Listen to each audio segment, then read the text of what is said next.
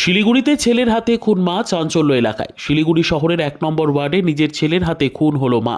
ঘটনার কথা জানাজানি হতেই চাঞ্চল্য এলাকায়। জানা গিয়েছে, মৃত মহিলার নাম কৌশল্যা মল্লিক, বয়স আনুমানিক 50 বছর।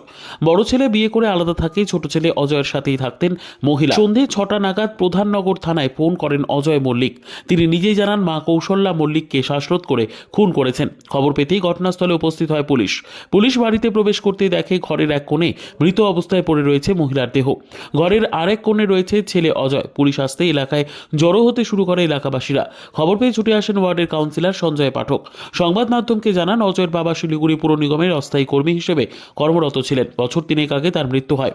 তারপর থেকে অজয় বিভিন্ন ছোটখাটো কাজ করত। পাড়ায় পড়াশোনা জানা, ভালো ছেলে হিসেবেই পরিচিত। বস্তি এলাকায় বাড়ি হলেও অজয়ের কোনো খারাপ সঙ্গ বা নেশা ছিল না। এমন ভালো ছেলে কিনা খুন করলো নিজের মাকে, অবাক সকলে। পুলিশ এসে দেহটি উদ্ধার করে শিলিগুড়ি জেলা হাসপাতালে পাঠিয়েছে। আগামীকাল উত্তরবঙ্গ মেডিকেল কলেজে ময়নাতদন্তের পর পরিবারের হাতে ফিরিয়ে দেওয়া হবে। অন্যদিকে খুনির ছেলে অজয় মল্লিককে গ্রেপ্তার করেছে পুলিশ। ঠিক কী কারণে এই খুন, তদন্ত শুরু করেছে শিলিগুড়ি প্রধাননগর থানার পুলিশ।